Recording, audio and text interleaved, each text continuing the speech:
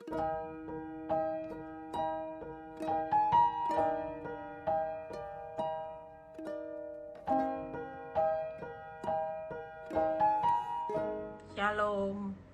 tetap berjalan maju bersama Tuhan. Ada banyak perkara besar yang akan Tuhan lakukan hari-hari ini ya. Ini sudah di akhir bulan Oktober, saudara. Berapa hari lagi sudah bulan November ya. November, Desember ya, Natal, Happy New Year. Kita berharap melewati tahun ini walaupun dalam keadaan badai ya yang begitu besar menerpa saudara dan saya, tapi kita percaya tahun depan kita akan keluar melihat ada banyak hal yang Tuhan akan kerjakan. Yuk kita memulailah dalam doa. Bapa, kami menyerahkan live siang ini dalam tangan-Mu. Urapi bibir lidah hamba-Mu. Tanpa pengurapan-Mu, hamba-Mu ini tidak mampu, Tuhan. Biar vitamin yang hamba-Mu sampaikan ini benar-benar dari isi hati-Mu atas setiap kami yang bergabung, yang mendengarkan, Tuhan. Supaya kami berjalan maju itu dengan kekuatan Tuhan. Walaupun hari ini ada banyak hal yang kami alami, ada banyak tekanan yang menurut kacamata kekuatan kami sudah tidak berdaya. Tapi biarlah pintu anugerah-Mu itu selalu terjadi atas setiap kehidupan kami. Semua kemuliaan kembali kepadamu. Engkau melawat setiap kami yang bergabung di dalam nama Tuhan Yesus. Haleluya. Amin. Ya. Kita percaya hari ini saya akan berkhotbah tentang bagaimana iman yang mengalahkan badai. Ya. Bukan badai yang mengalahkan iman. Banyak anak Tuhan hari-hari ini gugur. Kenapa? Karena bukannya imannya mengalahkan badai, tapi justru badai masalah yang mengalahkan imannya. Sehingga iblis boleh bersorak-sorai dan saudara dan saya tidak keluar lebih dari pemenang. Saudara perlu tahu bahwa pemenang ya itu bukan karena saudara menang atas masalah.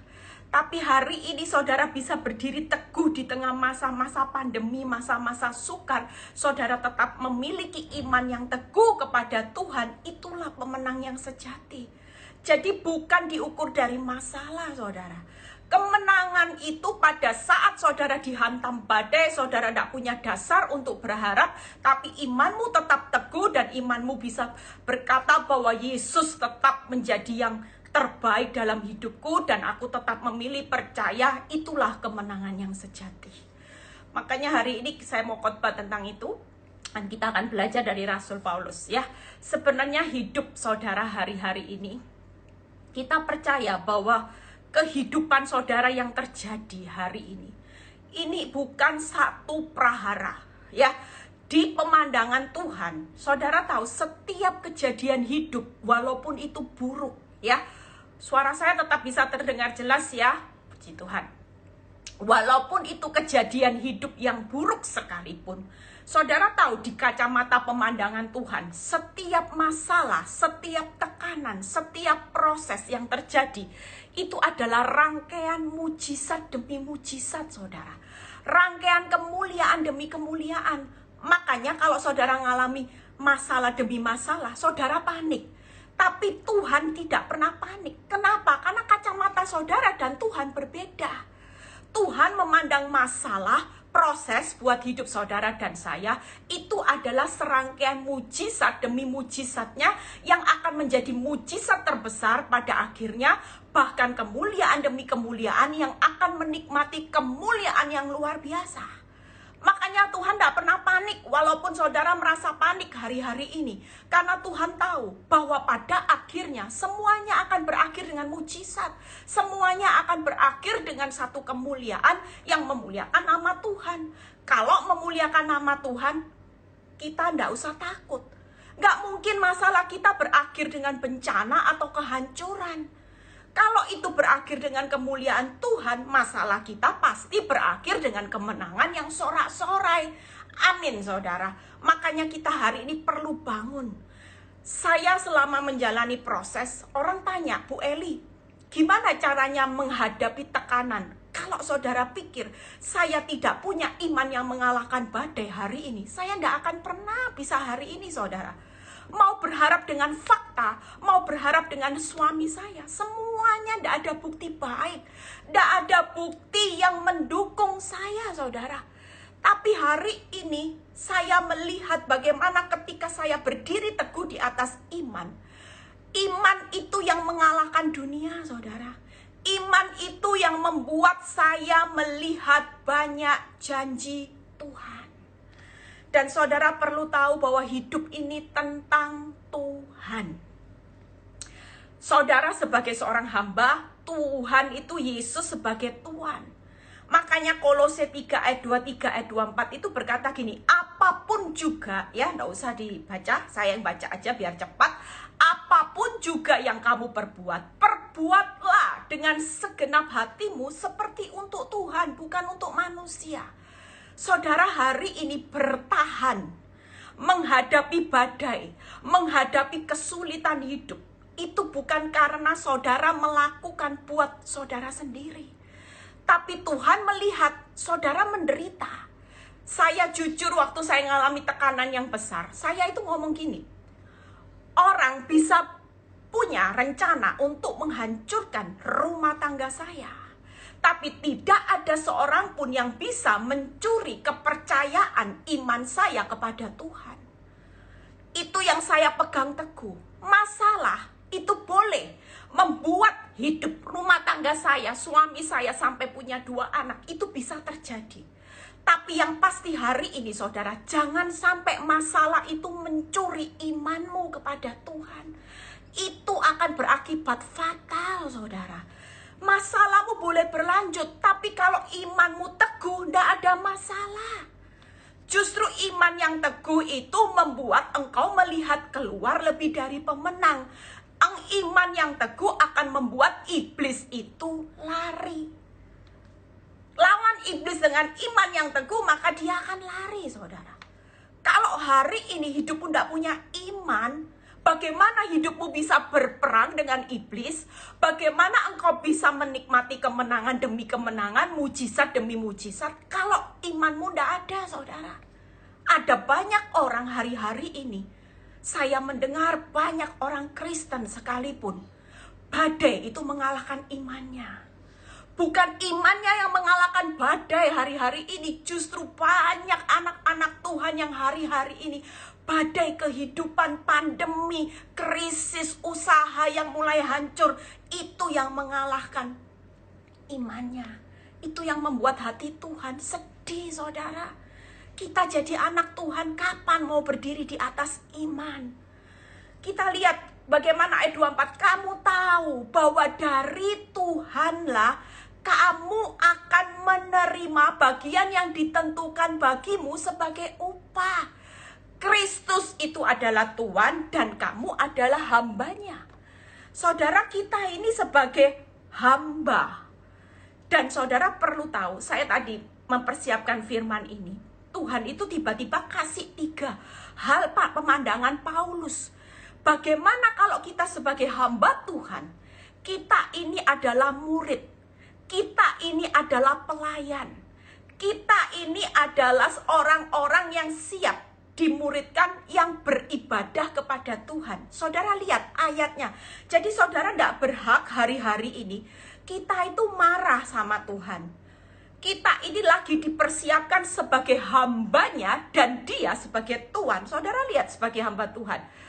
Yang pertama, Kisah Rasul 14 ayat 22. Kisah Rasul 14 ayat 22.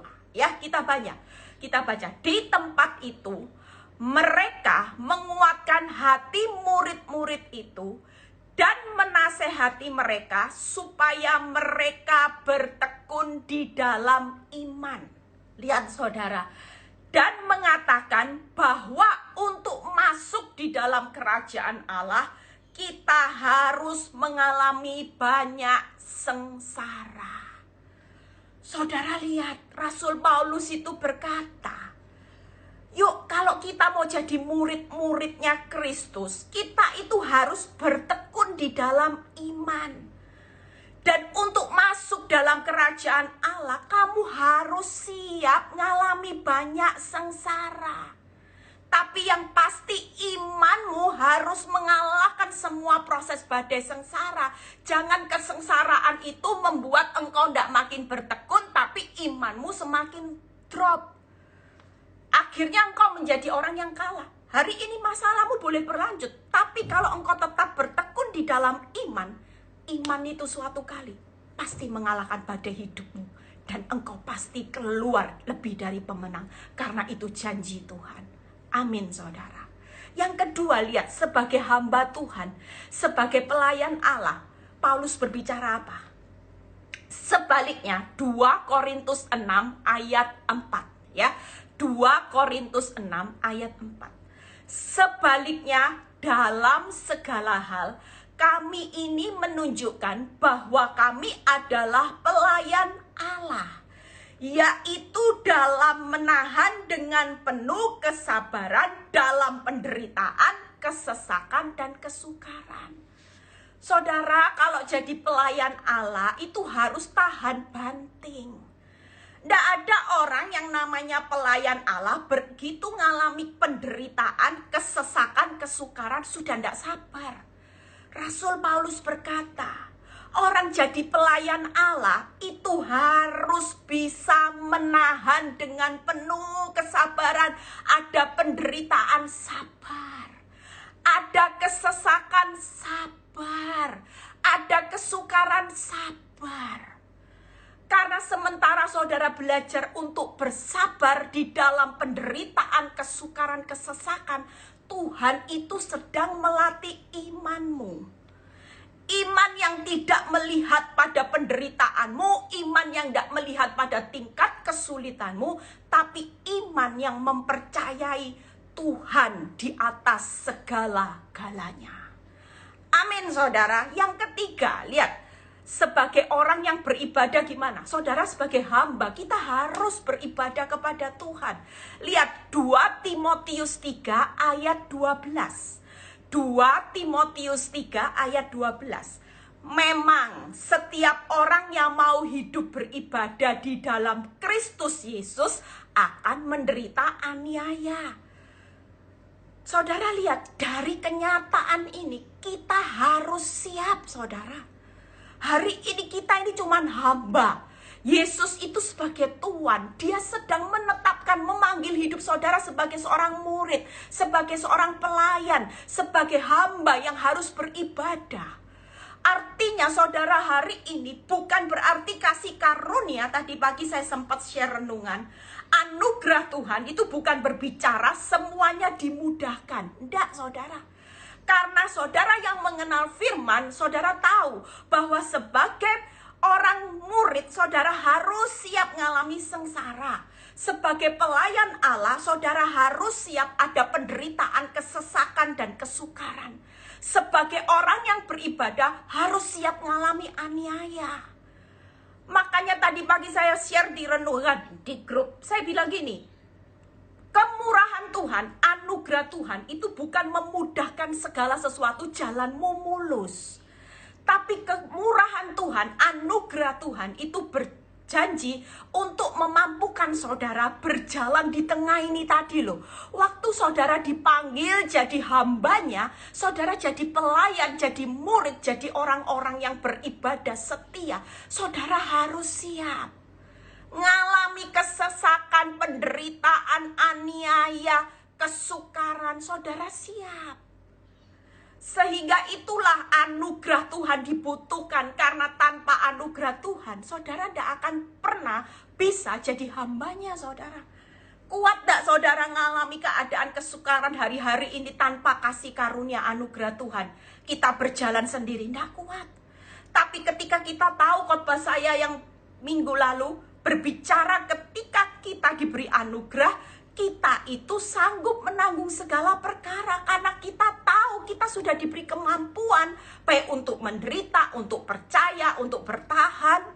Amin, saudara. Kita sudah diberi saat ini janji-janji yang berharga. Bagaimana dia tuntun saudara di padang gurun, sampai saudara melihat keadaan keruntuhanmu dibangun kembali. Dan itu yang membuat hari ini kita harus memiliki iman yang mengalahkan badai. Jangan punya hari ini iman yang lemah. Aduh Tuhan, badai hidupku. Saudara sudah mulai ragu. Saudara sudah mulai tidak mau beribadah. Saudara sudah berhenti melayani Tuhan. Hanya karena masalah. Saudara tidak punya semangat lagi untuk baca firman. Saudara tidak punya semangat lagi, kekuatan untuk berdoa. Sehingga saudara hari ini, badai itu yang akan menggulung imanmu dan engkau akan hancur. Tanpa iman, saudara tidak mungkin berkenan kepada Allah. Makanya hari ini yuk, saya merasa bahwa Tuhan itu dahsyat saudara. Imanmu yang teguh hari ini kenapa? Saudara lihat, saya akan buka banyak firman supaya saudara makin mantap dalam mengikut Tuhan. Mau keadaanmu tidak ditolong hari ini tambah parah, saudara akan punya iman yang mengalahkan badai. Saudara tidak akan ragu lagi. Saudara lihat di Amsal 21 ayat 31. Ya, kuda diperlengkapi untuk hari peperangan, tetapi kemenangan itu ada di tangan siapa saudara? Tuhan. Amsal 21 ayat 31. Kemenangan ada di tangan Tuhan. Seburuk apapun masalahmu hari ini, imanmu yang mengalahkan badai, itu pasti akan melihat kemenangan di tangan Tuhan. Makanya jangan jauh-jauh dari tangannya Tuhan. Jangan pernah hidup lagi menjauh dari Tuhan.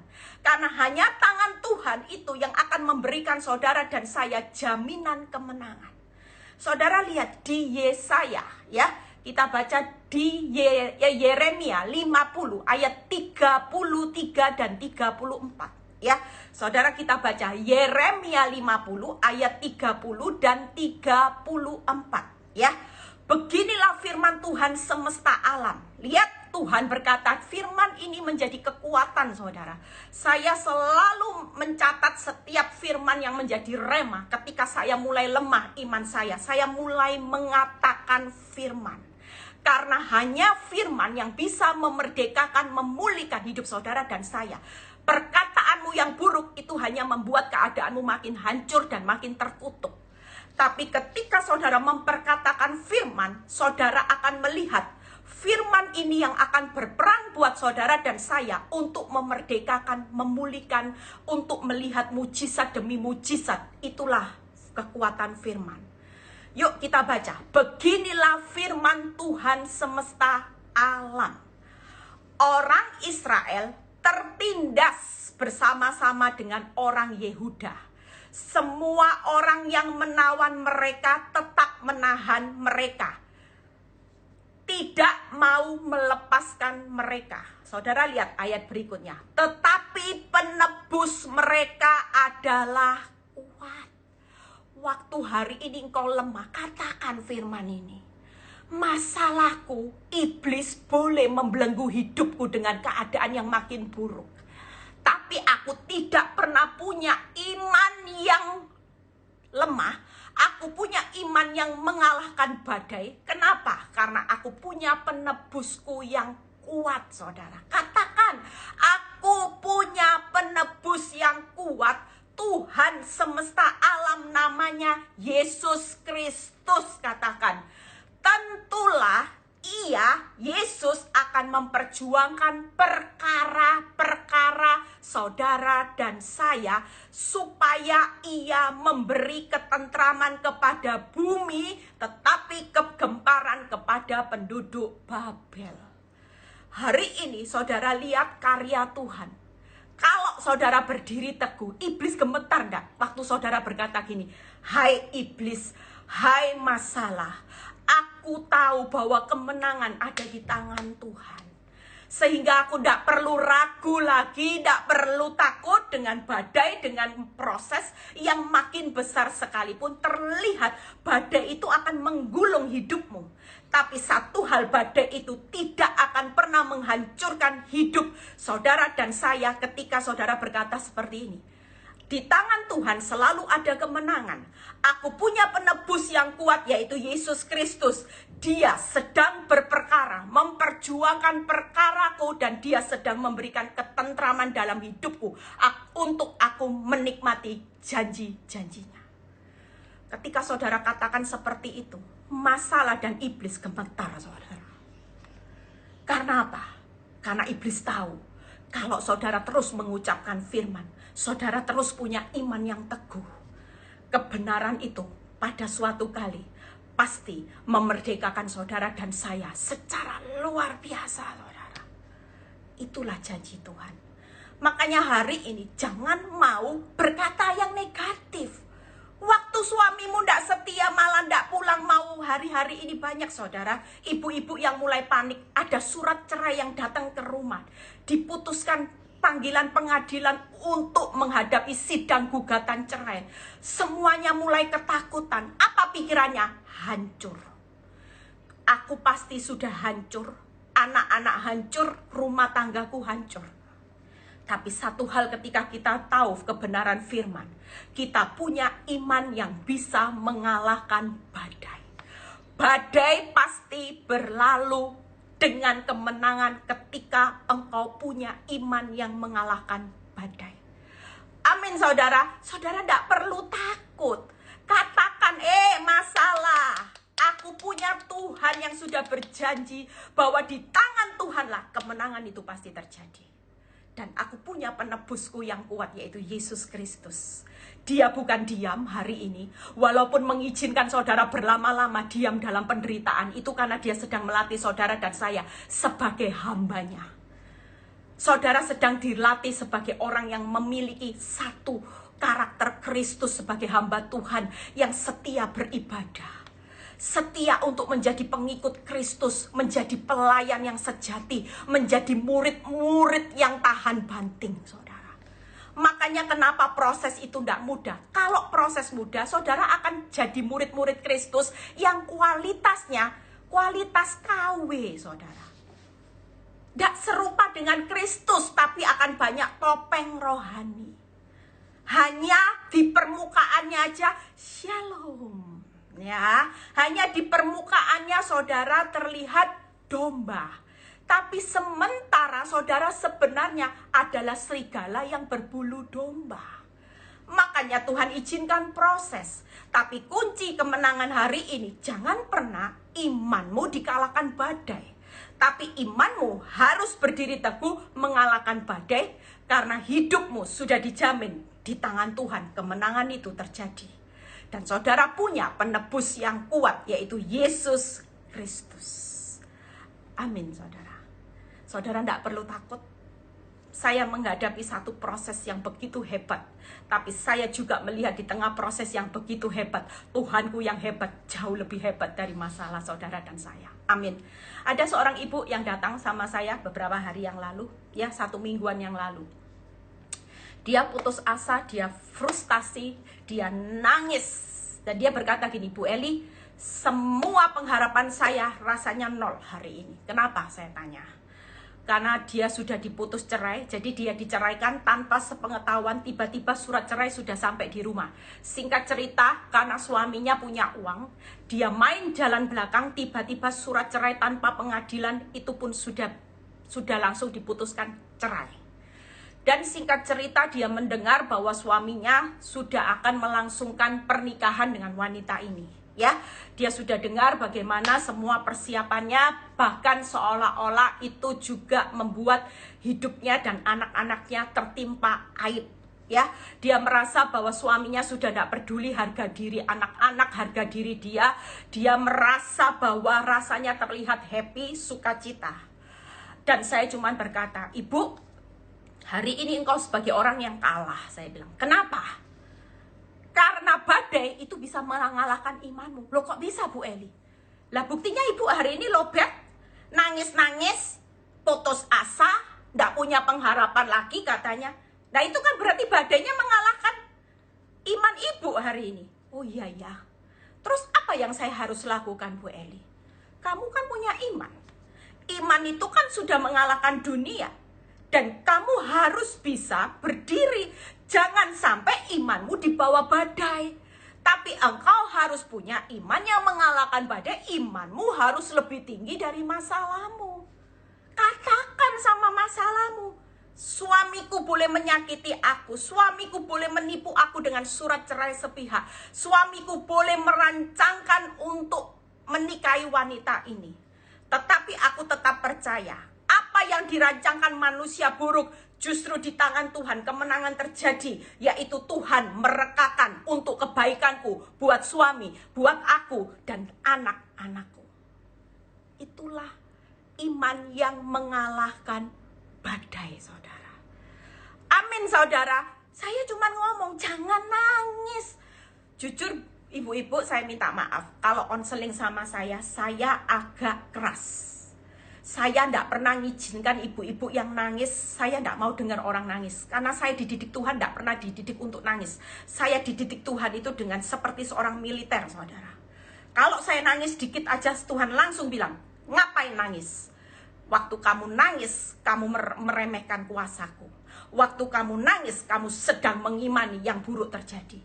Nangis boleh, tapi bukan nangis meratapi kekalahan. Nangis boleh, saudara. Namanya manusia, saya juga nangis.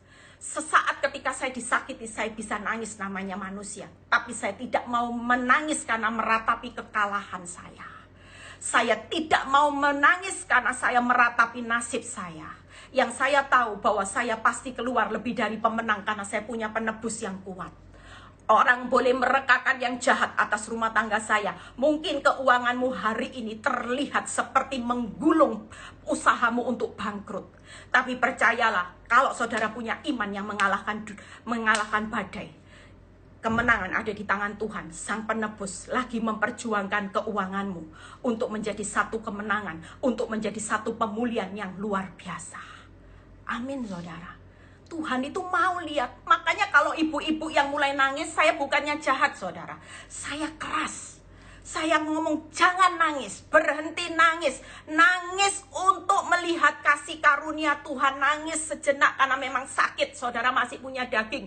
Jujur, saya juga punya daging. Kalau dicubit masih sakit, saudara. Bisa nangis. Tapi jangan berlama-lama, karena ini akan melemahkan imanmu nanti. Kekuatanmu akan dicuri oleh iblis. Sehingga kau tidak punya pengharapan dan putus asa. Singkat cerita, ketika saya berkata, Ibu, bangkit dengan iman yang mengalahkan badai. Jangan badaimu yang mengalahkan imanmu. Engkau tidak akan lihat mujizat. Saya cuma berkata, hidup ini serangkaian mujizat demi mujizat. Hidup ini serangkaian kemuliaan demi kemuliaan. Kalau ibu berpikir hidup ini hanyalah badai demi badai yang membuat hidupmu hancur, ya hancur beneran. Karena imanmu. Tapi kalau ibu berpikir sesuai dengan kacamata Tuhan, Tuhan tidak pernah pikirkan badai itu hancur kok. Badai itu pasti tenang, teduh sekali di tanganku. Tapi di ujung badai itu selalu berakhir dengan kemuliaan Tuhan. Itulah karya Tuhan. Dan setelah saya nasihati itu, ibu itu memiliki kekuatan, saudara. Tadinya nangis, bisa sukacita, saudara. Coba kalau saya dengar dia nangisnya, oh kasihan ya bu. Saudara bisa bangkit tak? Kadang-kadang saya perlu keras, saudara. Karena ibu-ibu itu cenderung dibawa iblis mendayu-dayu perasaannya, lebay. Makin curhat, kalau disayang-sayang makin gini, saudara. Oh, melo. Aduh, di dunia ini tidak ada loh Bu Eli orang yang menderita. Siapa yang bilang? Ini loh firman Tuhan berkata, jadi hambaku itu, jadi hambaku harus siap jadi muridku. Harus siap mengalami sengsara. Pelayan Allah harus siap mengalami kesesakan, kesukaran, kesulitan. Orang yang mau beribadah siap dianiaya. Jadi bukan ibu sendiri yang menderita. Siapa yang bilang? Kita ini hamba. Tuhan lagi bawa hidup saudara dan saya untuk hidup menikmati satu kemuliaan yang luar biasa.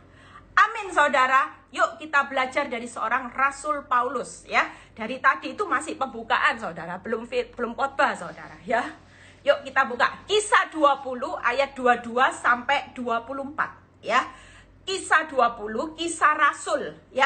Kisah para Rasul 20 ayat 22 sampai 24. Tetapi sekarang sebagai tawanan roh, aku pergi ke Yerusalem dan aku tidak tahu apa yang akan terjadi atas diriku di situ. Kehidupan ini sama seperti saudara dan saya. Kita itu tidak pernah tahu loh apa yang akan terjadi atas hidup saudara dan saya sejam kemudian. Tahun depan, apakah pandemi? Banyak orang yang berbicara. Tanya sama saya, Bu Eli, apakah tahun depan pandemi ini berlalu, saya tidak bisa ngomong, saudara. Bisa berlalu dengan baik, bisa berlalu dengan lebih buruk lagi. Tapi yang pasti, saudara tidak perlu takut. Karena dia sudah siapkan kekuatan. Kalaupun tidak berlalu, bahkan tambah berat, itu pun dia sudah topang saudara dengan kekuatannya. Saudara pasti sanggup menanggung segala perkara. Dan yang penting hari ini, pesan Tuhan, imanmu harus bisa mengalahkan badai. Selama engkau punya iman yang teguh, percaya kepadaku, tidak ada badai yang tidak berlalu dengan kemenangan. Pasti berlalu dengan teduh, tenang sekali. Itulah karya Tuhan. Yuk lihat bagaimana yang ke-23. Selain daripada yang dinyatakan Roh Kudus dari kota ke kota kepadaku, bahwa penjara dan sengsara menunggu aku. Paulus siap. Ada penjara, ada sengsara yang sedang menunggu aku. Saudara lihat ayat 24, ini kata-kata inti. Iman yang mengalahkan badai itu seperti ini loh saudara. Tetapi aku tidak menghiraukan nyawaku sedikit pun. Asal aja aku dapat mencapai garis akhir dan menyelesaikan pelayanan yang ditugaskan oleh Tuhan Yesus kepadaku untuk memberi kesaksian tentang Injil kasih karunia Allah.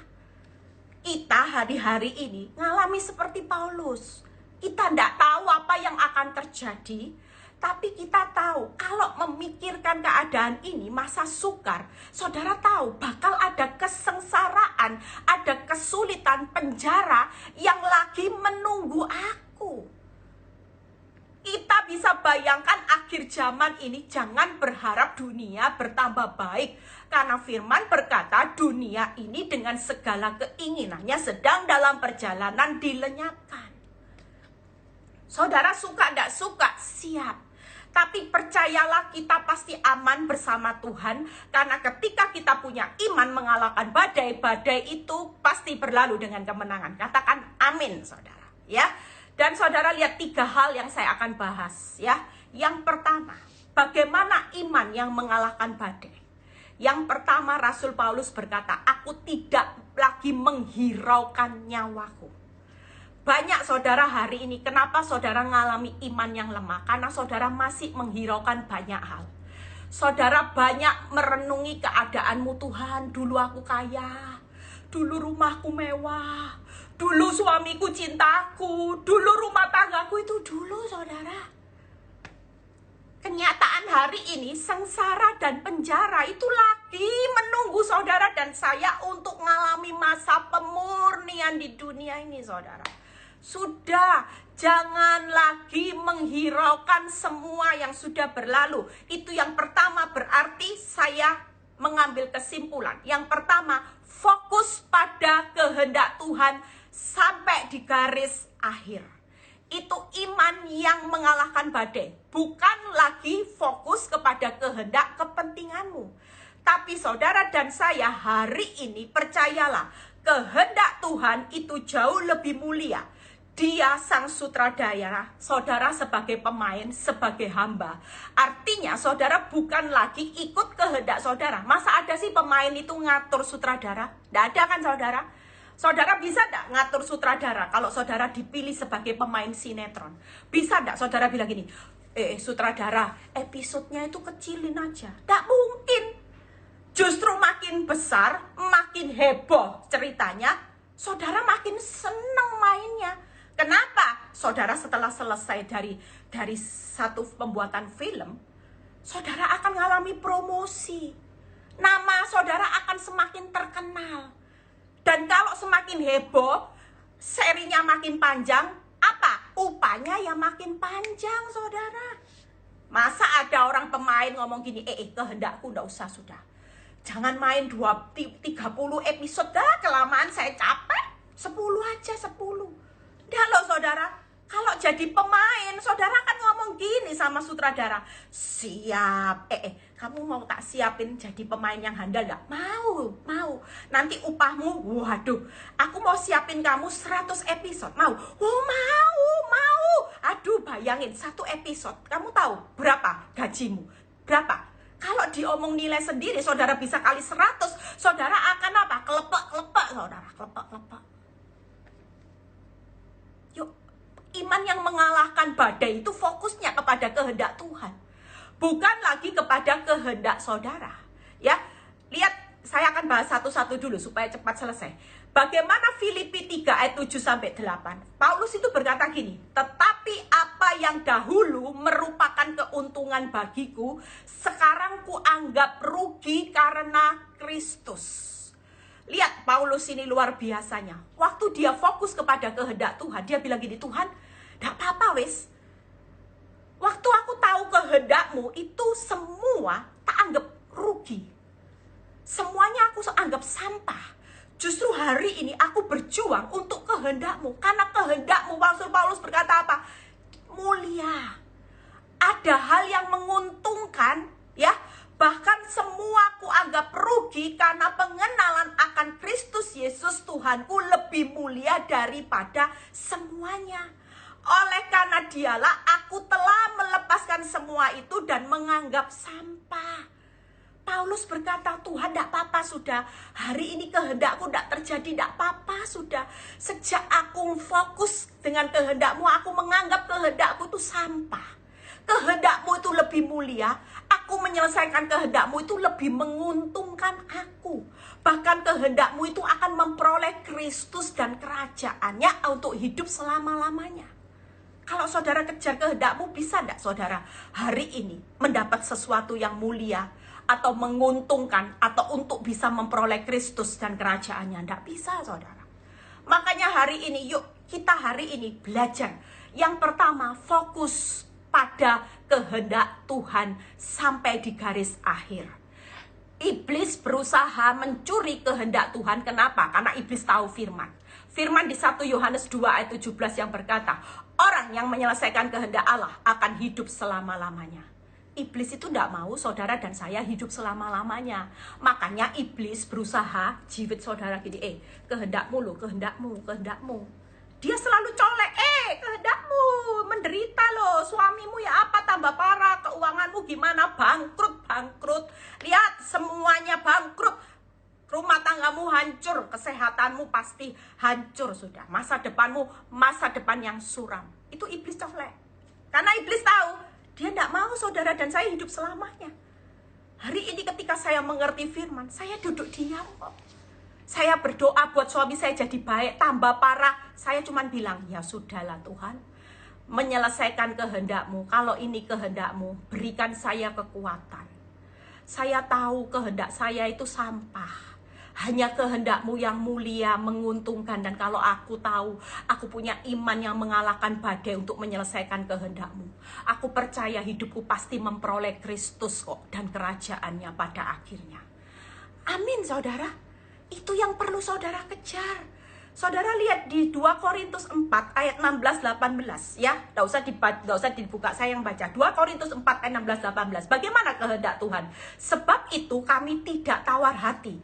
Hari ini kalau saudara menyelesaikan kehendak Tuhan, punya iman yang mengalahkan dunia, jangan tawar hati. Lihat keuangan tambah merah, suamimu makin luar biasa, surat cerai datang ke rumahmu, nggak usah tawar hati.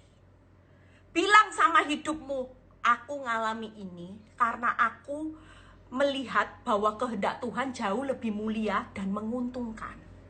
Aku akan sabar, tidak tawar hati. Walaupun ayat ini dikatakan, manusia lahiriamu semakin merosot. Tetapi manusia batiniamu diperbaharui dari hari ke hari. Sebab penderitaan ringan yang sekarang ini mengerjakan bagi kamu kemuliaan yang kekal, melebihi segala-galanya. Jauh lebih besar daripada penderitaan kami. Keren saudara. Memang lahiria masalahmu makin heboh, makin luar biasa. Tidak apa-apa, lahiriamu merosot. Sepanjang imanmu tetap teguh, engkau punya hidup roh batiniamu yang di-upgrade, tidak jadi masalah. Percayalah, jangan tawar hati. Ini loh Paulus ngomong, penderitaan itu ringan, tapi kemuliaannya kekal. Sifatnya juga kekal. Saudara takut apa?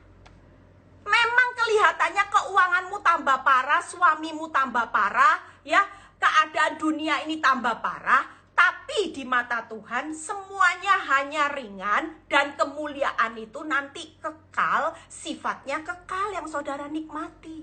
Makanya firman ini berkata, ndak usah tawar hati supaya imanmu itu mengalahkan badai. Kalau saudara tawar hati, kecillah kekuatanmu, badai yang akan menggulung imanmu. Akhirnya saudara jadi orang yang kalah. Waktu saya ngalami proses sampai 11 tahun, Tuhan tidak pernah loh bilang saya kalah. Walaupun masalah saya terlihat kalah, saudara. Terlihat saya diejek. Iblis ngejek. Kalah, suamimu makin cuek, suamimu punya anak 2, suamimu bilang tidak cinta sama kamu, kalah. Saya punya kekuatan firman, bodoh gitu ya, orang dunia bilang bodoh. Saya bilang sama diri saya sendiri, tidak apa-apa. Bukankah firman-Mu berkata, Tuhan, apa yang bodoh bagi dunia dipilih oleh Tuhan untuk mempermalukan orang yang berhikmat. Justru yang mengatai saya bodoh, sebenarnya itulah yang bodoh. Di pemandangan Tuhan, saya orang yang berbahagia. Amin, saudara, ya. Itu yang pertama. Yuk, yang kedua. Apa yang fokus yang kedua? Kalau saudara punya iman yang mengalahkan badai. Yang kedua adalah fokus untuk menyelesaikan prosesnya Tuhan. Saudara, hari ini Paulus punya tekad. Dia menyelesaikan prosesnya Tuhan, bukan hanya sekedar selesai. Tapi di 2 Timotius 4 ayat 7 berkata, aku menyelesaikan pertandingan hidupku dengan finishing well sampai di garis akhir, dan aku memelihara iman. Keren ya saudara? Pastikan saudara dan saya sebagai pemenang yang luar biasa hari ini, selesaikan bukan hanya sekedar selesai, tapi finishing well. Dan saudara sampai di garis akhir, sampai saudara pulang ke rumah Bapak, dan ketika Bapak ketemu saudara, dia bilang gini, ini loh, anakku yang luar biasa, ciamik, finishing well, summa cum laude. Walaupun hidupnya berdarah-darah, tidak pernah aku dapati imannya bisa dikalahkan sama badai. Imannya teguh, selalu percaya bahwa aku sanggup memberikan dia kemenangan. Dan Tuhan berkata, lihat hidupnya sampai di akhir hidupnya, dia memelihara iman. Berbahagialah orang yang bertahan di dalam berbagai pencobaan. Karena pada akhirnya aku sudah sediakan, ini loh mahkotamu, banyak kan? Aku sediakan upah luar biasa kan? Itulah fokus Paulus untuk menyelesaikan prosesnya Tuhan. Makanya hari ini kalau ada surat cerai, suamimu sudah mau menikah lagi, nggak usah takut. Jangan tawar hati. Harus punya tekad menyelesaikannya sampai di garis akhir. Amin saudara. Apa yang dilakukan Paulus? Yuk Filipi 3. Satu ayat lagi kita selesai. Filipi 3 ayat 13 sampai 14. Filipi 3 ayat 13 sampai 14. Saudara-saudara, aku sendiri tidak menganggap bahwa aku telah menangkapnya. Ya, saya merasa bahwa kalau sampai hari ini saya bisa seperti ini, saya juga merasa bukan kuat gagah saya. Semua itu hanya anugerah ya. Tetapi ini yang kulakukan. Jangan merasa karena keenaan anugerah saudara tidak lakukan apa-apa. Ndak. Paulus berkata, memang aku tidak bisa apa-apa, tapi ini yang kulakukan. Ini jadi bagian saudara dan saya. Lihat apa yang dilakukan Paulus. Aku melupakan apa yang telah di belakangku dan mengarahkan diri kepada apa yang ada di hadapanku, dan berlari-lari kepada tujuan untuk memperoleh hadiah, yaitu panggilan surgawi dari Allah dalam Kristus Yesus. Saudara hari ini tidak bisa diam. Saudara tahu bahwa hidup ini memang anugerah, kemenangan sudah dijamin, tapi ada bagian saudara yang harus saudara lakukan. Saudara tidak bisa lihat ke belakang terus. Dulu kaya, dulu rumahku mewah, hari ini harus di downgrade. Dulu mobilku mewah, sekarang naiknya Xenia. Saudara tidak boleh lihat masa lalu. Semua yang sudah berlalu, biarlah izinkan berlalu. Hari ini buka lembaran baru bersama Tuhan. Saudara tetap punya iman yang mengalahkan badai, dan saudara fokus mengarahkan pandangan di depan. Kenapa? Karena di depan Tuhan itu berkata buat saudara dan saya, aku sudah sediakan stok berkat, stok pemulihan. Di surga tidak pernah kehabisan stok. Walaupun kerugianmu hebat, Walaupun rumah tanggamu dihancurkan secara hebat oleh iblis, tapi aku tidak pernah punya kehabisan stok di depan. Ketika engkau mengarahkan pandangan dengan iman yang mengalahkan badai, aku punya stok pemulihan banyak. Stok anggur yang manis banyak. Stok berkat yang hilang aku akan gantikan banyak. Tidak pernah kehabisan stok. Makanya ketika saudara mengarahkan ke depan, saudara akan tahu bahwa stok yang Tuhan sediakan di depan itu banyak. Kalau saudara hari ini cuma lihat masa lalu, saudara tidak lihat ke depan, berarti saudara tidak lihat bahwa Tuhan punya stok banyak. Merasa bahwa yang hilang itu tidak akan digantikan. Itu iman loh saudara. Waktu saya punya pemikiran seperti itu, saya berkata, yes, saya tahu Tuhan. Di depan, Tuhan punya stok. Air tawar, air pahit yang saya alami selama 10 tahun lebih. Air pahit saudara dalam hidup rumah tangga saya. Dicuekin suami tidak enak saudara. Dibilang tidak cinta itu tidak enak saudara. Pahit semuanya. Perasaan pahit, tawar hati. Tapi Tuhan bilang ini tidak usah tawar ya. Tidak usah lihat masa lalu yang sudah berlalu. Yuk lihat aja ke depan. Aku loh punya stok. Apa yang hilang aku gantikan. Suamimu yang cuek, nanti suatu kali aku gantikan anggur yang manis. Dia akan kelepek. Waktu Tuhan berkata seperti itu, saya punya iman saudara. Saya berkata, yes Tuhan. Aku tahu di depan itu, Tuhan itu sedang menunggu saudara dan saya dengan banyak stok. Surga tidak pernah kehabisan stok. Dunia bisa kehabisan stok saudara. Saudara bisa kehabisan stok. Tapi Tuhan sang penebusmu Yesus Kristus tidak pernah kehabisan stok. Waktunya sudah mau habis saudara ya.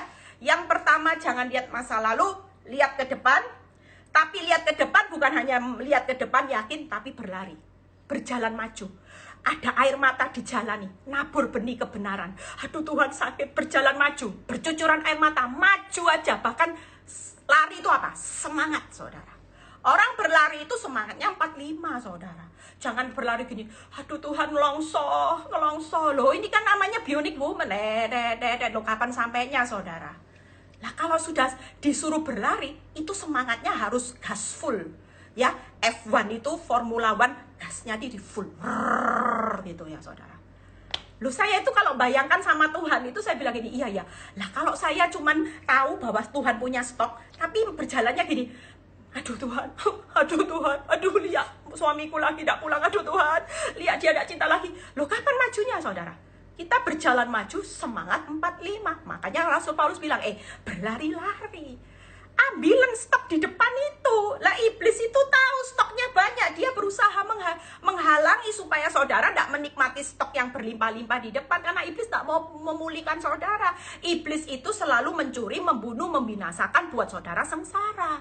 Tapi Tuhan itu sudah menunggu saudara dan saya dengan stok yang banyak ini tadi saudara. Amin saudara. Jadi yang kedua, fokus pada proses Tuhan sampai akhir ya. Fokus pada kehendak Tuhan sampai akhir, fokus untuk menyelesaikan prosesnya Tuhan. Yang ketiga, fokus memberi kesaksian tentang Injil. Ini yang terakhir ya. Yuk kita baca. Hari ini hidupmu kenapa harus memberi kesaksian tentang Injil? Sementara saudara menantikan janji Tuhan. Iman yang mengalahkan dunia tidak bisa dengan hidup kompromi dosa. Selama saudara hidup kompromi dosa, iblis tidak akan lari. Makanya ada firman yang berkata, tunduk kepada Allah, maka iblis juga akan lari. Selama saudara tetap kompromi dengan dosa, responmu salah, engkau tidak jadi berkat. Saudara tidak akan bisa melihat iman itu mengalahkan badai saudara.